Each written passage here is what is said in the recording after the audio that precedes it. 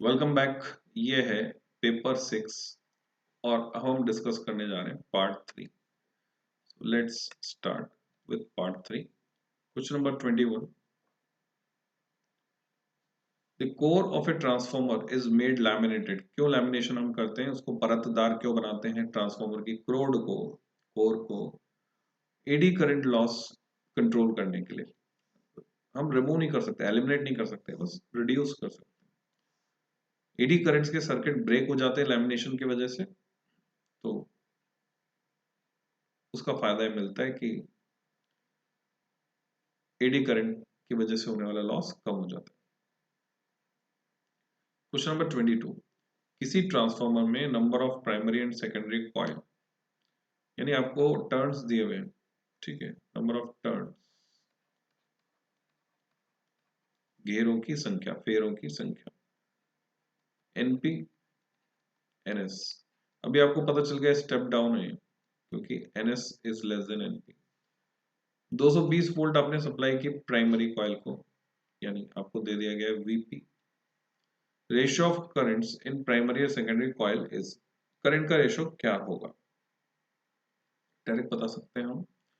अगर ये 100% efficient transformer है, क्योंकि कुछ भी नहीं लिखा है, जब कुछ भी नहीं लिखा है तो आप ये मान के चलेंगे एफिशिएंसी 100%। तो ये फॉर्मूला आपका एप्लीकेबल हो गया, कौन सा, Vs upon Vp equal to Ns upon Np equal to Ip upon Is। अब आपको बताना क्या है, आपको बताना है current in primary and secondary. तो Ns अपॉन Np यानी 400 अपॉन 500, दैट इज 4/5। पहला option correct. Next question. An inductor L की वैल्यू आपके पास है, कैपेसिटर सी की वैल्यू है नैनो फैरेड में है, ध्यान दीजिए। रेजिस्टेंस आर की वैल्यू 10 ओम, सीरीज में जोड़ दिया है। 100 वोल्ट फ्रीक्वेंसी वैरी करती है एसी सोर्स की। किस फ्रीक्वेंसी पर ईएमएफ और करंट सेम फेज में हो जाएंगे, यानी उनके बीच फेज डिफरेंस जीरो हो जाएगा, यानी पावर फैक्टर मैक्सिमम हो जाएगा, यानी रेजोनेंस की कंडीशन पूछ रहे हैं। तो हमें रेजोनेंट फ्रीक्वेंसी बेसिकली निकालनी है। यहाँ पे लैंग्वेज को थोड़ा घुमा दिया है, आपको समझना है कि आपको रेजोनेंट फ्रीक्वेंसी कैलकुलेट करनी है जो रेजिस्टेंस पर डिपेंड नहीं करती है। तो रेजिस्टेंस का कोई रोल नहीं है, हम सिंपली कैलकुलेट करेंगे इसको 1/2 पाई। अच्छा, फिर और गौर कीजिए, 2 पाई का भी रोल खत्म हो गया। रेडियन पर सेकेंड यूनिट दी हुई है, मींस आपको कैलकुलेट करना है ओमेगा आर, जो है 1/√LC। इसे कैलकुलेट, तो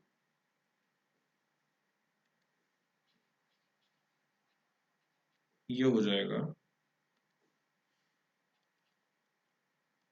1/√, इंडक्टेंस की वैल्यू 200, कैपेसिटेंस की वैल्यू 500 इंटू 10⁻⁹। तो जब मैं इसको कैलकुलेट करता हूँ, 2 जीरो यहाँ, 2 जीरो यहाँ, 4 जीरो इसमें कम हो जाते हैं, और 2 5 से 10, 5 जीरो कम हो जाते हैं, तो सीधे सीधे बचता है 1/10⁻⁴, यानी 100 radian per second.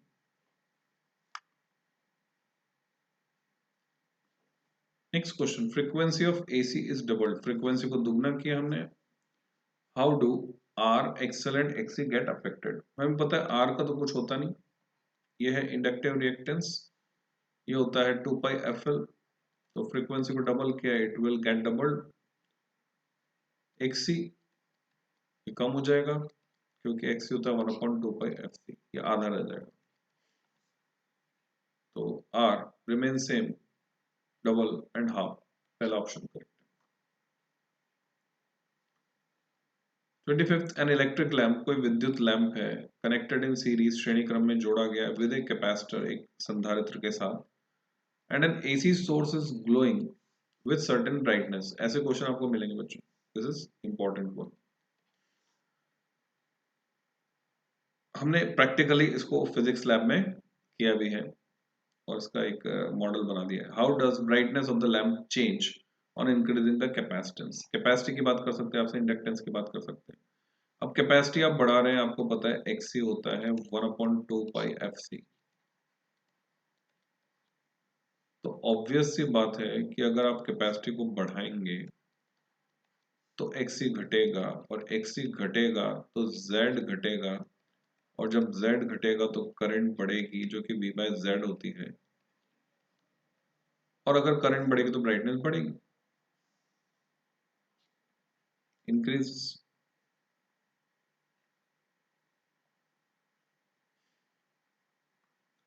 Section B में आ गए हम। Question number 26। दो चार्ज है -4q + 4 + q। ये इनकी पोजीशन है। पहली बात तो डाइपोल नहीं है, समझ में आ रहा है। What is the electric flux due to these charges through a sphere of radius 3a with its centre at the origin. Diagram approach से आपको जाना है। इसका डायग्राम जब आप बनाते हैं तो एक्सिस मार्क किया आपने, एक्स एक्सिस, ओरिजिन 2a, ये यहाँ पर आ गया, तो यहाँ पर है -4q। 5a यहाँ पर आ गया, यहाँ पर पड़ा है +q, और जो रेडियस 3a का स्फीयर है वो कुछ ऐसा दिखेगा।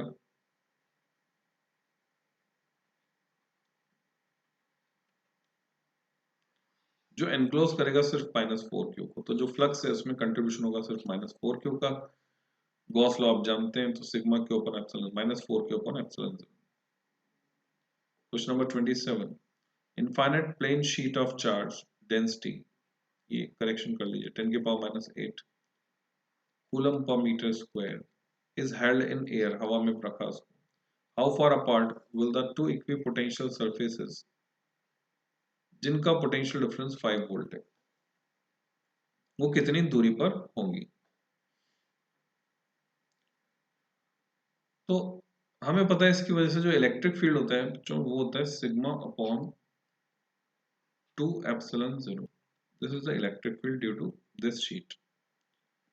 और E होता है -dV/dr। क्या ये काम आएगा हमारे फॉर्मूला में? dr निकालना है, कितनी दूर होगी, तो dV हमारे पास है 5 वोल्ट, और E वो हम इससे निकाल सकते हैं। तो आप वीडियो पॉज करके खुद से कैलकुलेट करके देख सकते हैं।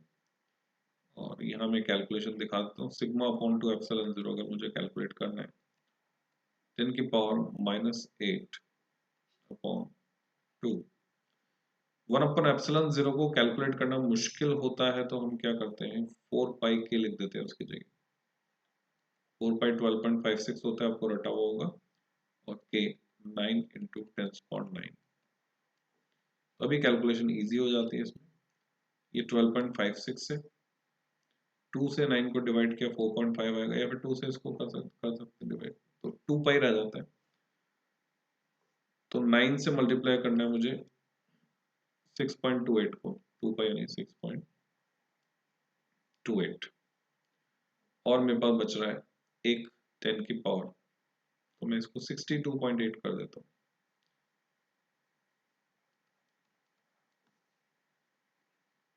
तो मेरे पास इलेक्ट्रिक फील्ड आ जाता है बच्चों 62.8 × 9, 9 8 जा 72, 9 2 जा 18, 25 हो गया, 9 6 जा 54, 56, 62.8 था, तो 565.2, ये तो इलेक्ट्रिक फील्ड हो गया। हो सकता है मैं कहीं गलती कर दूं, आप चेक करना। So dr is 5 divided by, minus sign को मैं छोड़ देता हूँ, अगर 5 डिवाइडेड बाय 565.2 ऐसा कुछ आ रहा है। जो कि यहाँ पर तो मैच नहीं हो रहा है, मिलीमीटर में यहाँ मैच हो रहा है। 10⁻⁸ है ये मिलीमीटर में, ये तो हो नहीं सकता यहाँ पे। अच्छा 8.85 अगर मैं लिख कर देखूं तो क्या बात बनेगी? अगर मैं इसको 8.85 ही रहने दूं तो यहाँ पर डी आर इधर चले गया, ई नीचे आ गया, मैंने लिखा 5/सिग्मा दैट इज 10⁻⁸ अपॉन 2ε0, वो ऊपर चले गया 2। अच्छा कैलकुलेशन ऐसे ज्यादा आसान हो रही है, तो थोड़ा कॉम्प्लिकेटेड हो गया। 8.85 इंटू 10⁻12 ये वैल्यू होती है। तो 5 टू 10 ये हो गया, और -8 से ऊपर जाएगा +8 बनेगा, तो 9 पावर कम कर सकते हैं हम 9, 8.85 इंटू 10⁻³ मीटर, जिसको मैं बोलूंगा 0.885 मिलीमीटर, और इससे कैलकुलेट करेंगे तो भी यही आएगा। Question number 28. Work done in carrying a charge q once around a circle of radius r with a charge q at the center. आपको समझ में आ गया होगा कि potential surface and work done is 0. जहाँ भी 0 आंसर है उसके लिए जरूर कोशिश करें। कोशिश करें से मतलब है उसको एक बार जरूर चेक करें, 0 तो नहीं आ रहा। 29. The electrostatic potential energy of a system of two charges, ये होती है बच्चों formula k q1 q2 upon r। ये दो चार्ज है 7 माइक्रोकूलम -2 माइक्रोकूलम, जो इस पोजीशन पे रखे हैं, तो कितनी होगी potential energy? Simple calculation, k की value 9 into 10⁻⁹, q1 7 into 10⁻⁶, q2 2 into 10⁻⁶, और उसका जो माइनस है मैंने बाहर लगा दिया, तो वो बताएगा कि सिस्टम स्टेबल है क्योंकि पोटेंशियल एनर्जी नेगेटिव है। और डिस्टेंस के लिए 7 सेंटीमीटर एक तरफ, 7 सेंटीमीटर दूसरी तरफ, ऐसा बोलेंगे हम क्या? -7 है, ठीक है, इसको इसको इसको मत, ये इधर रह गया, तो -7 और +7 14 सेंटीमीटर, 14 इंटू 10⁻² मीटर में कन्वर्ट किया। तो अगर मैं इसको कैलकुलेट करता हूँ, 7 1 जा 7, 7 2 जा 14, 2 से 2 कट गया, और -9 तो ये है ही सही, 10⁻⁹ प्लस में है, 6 और 6 12, तो -12, और ये 2 ऊपर जाएगा 11 + 11, तो हमारे पास बचता है 0.9, माइनस में 0.9 joule. First option is correct. समझ में आ गया होगा आपके कैसे वो। Question number 30, parallel plate capacitor है 300 माइक्रोफैरेड, कैपेसिटी का 200 वोल्ट तक हमने इसको चार्ज किया। सी है हमारे पास, वी है।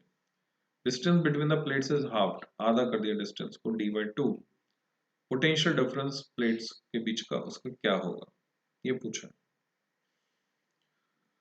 बच्चों डिस्टेंस को आधा कर देंगे, कैपेसिटी नई कैपेसिटी हो जाएगी ट्वाइस, क्योंकि कैपेसिटी का फॉर्मूला ये काम आएगा ε0 a/d। तो डिस्टेंस को आपने आधा कर दिया, कैपेसिटी ट्वाइस हो गई।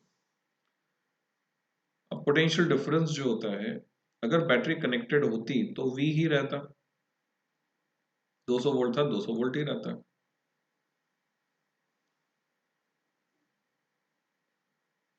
अगर बैटरी जुड़ी हुई रहती, पर यहाँ जो लैंग्वेज है उसका मतलब है कि बैटरी हटा दी गई, चार्ज तो 200 वोल्ट तक चार्ज करके बैटरी को हटा दिया, तो V होता है Q/C। बैटरी को हटा दिया तो चार्ज कांस्टेंट है, ठीक है, Q' equal to Q, charge constant है, तो ये V' नया पोटेंशियल, Q' अपॉन C', ऐसा लिख देता हूँ। Q' is Q but C' is 2C। तो हम देख रहे हैं पुराना पोटेंशियल जो Q/C था वो 200 वोल्ट था, तो अब रह गया 100 volt. Option D is correct. इस पार्ट में इतना ही। नेक्स्ट पार्ट, पार्ट 4 आगे डिस्कस करते हैं बच्चों नेक्स्ट वीडियो में। Till than happy learning.